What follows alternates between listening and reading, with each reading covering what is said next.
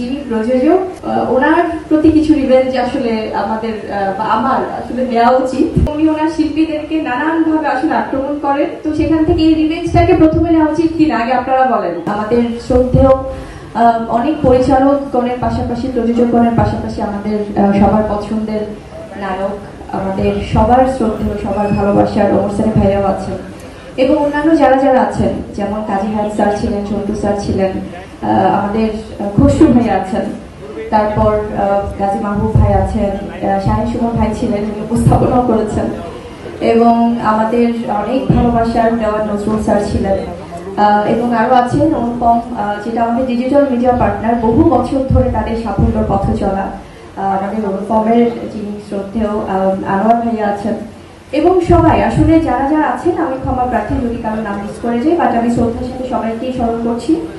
আর আমাদের সবচেয়ে ভালোবাসা যারা সাংবাদিক বৃন্দ, আপনারা যারা এসছেন, বরাবরই আপনারা আমাদেরকে কভারেজ করে থাকেন।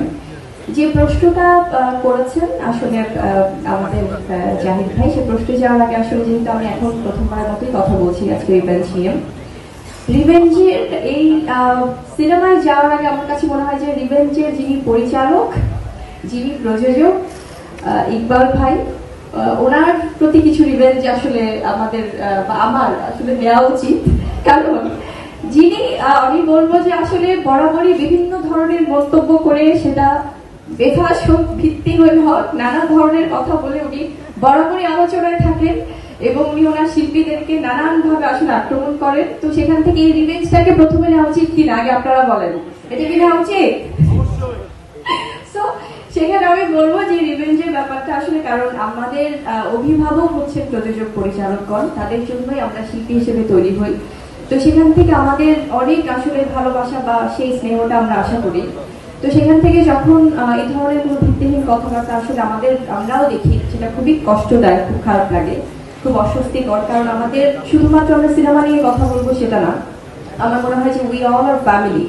তো সেই পরিবারের জায়গা থেকে আমাদের যারা সিনিয়র্স আছেন তারা আমাদেরকে সবসময় তাদের স্নেহে রাখবেন। আর ইকবাল ভাইয়ের সাথে আমি বলবো যে আমার যখন সিনেমার এই ক্যারিয়ার শুরুতে আমার শুটার করা হয়েছে, পাসওয়ার্ড করা হয়েছে, সিনেমা বীর করা হয়েছে এবং রিভেঞ্জও করা হচ্ছে।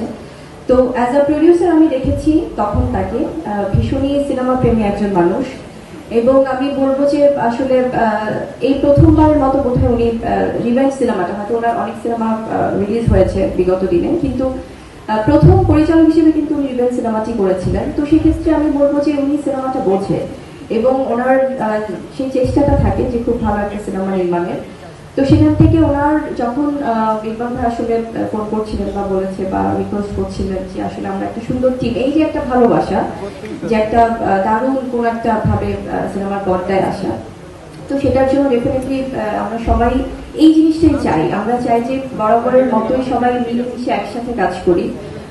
আমাদের ইন্ডাস্ট্রির এই ফিল্মের এই জায়গাটা আমার ছোট্ট অভিজ্ঞতা থেকে আমি বলবো যে সবাই যখন সুন্দর পজিটিভলি আমরা এগিয়ে যাব, সেটা কিন্তু একটা ডিফারেন্ট মেসেজ দিবে যারা ইন্ডাস্ট্রির বাইরে অডিয়েন্স আছে তাদের কাছে। তো সেখান থেকে আমি বলবো যে রিভেঞ্জ হচ্ছে একটা সিনেমা যেটা কিনা ঈদের একটা মাসালা সিনেমা, যে ধরনের সিনেমা দর্শক দেখতে চায়, এবং এখানে অ্যাকশন, রোম্যান্স, কমেডি, ইমোশন সবকিছু মিলেমিশে একাকার। তো সেক্ষেত্রে আমি বলবো ডেফিনেটলি সবার ভালো লাগবে। সবাই একটু, আমার মনে হয় যে সিনেমার নিয়ে যাদের খুব উন্মাদনা আছে তারা এই বাংলা চলচ্চিত্রের সাথে সবসময় থাকেন। তো তাদেরকে আমি বলবো, অনুরোধ করবো যে আমাদের যেমন দায়িত্ব শিল্পী হিসেবে একটি ভালো সিনেমায় কাজ করা, তেমনি আপনাদেরও অ্যাজ এন অডিয়েন্স দায়িত্ব আছে। যারা যারা এখানে আছেন, পুরো আজকে 7 নম্বর ফ্লোর ভর্তি হয়ে গেছে, এত এত সাংবাদিকরা এসেছেন, এত এত সবাই এসেছেন। তো আপনারাও যদি সিনেমা দেখতে যান টিকিট কেটে সিনেমা হলে, আমরা কিন্তু অনেকগুলো শোজ হাউসফুল পাবো।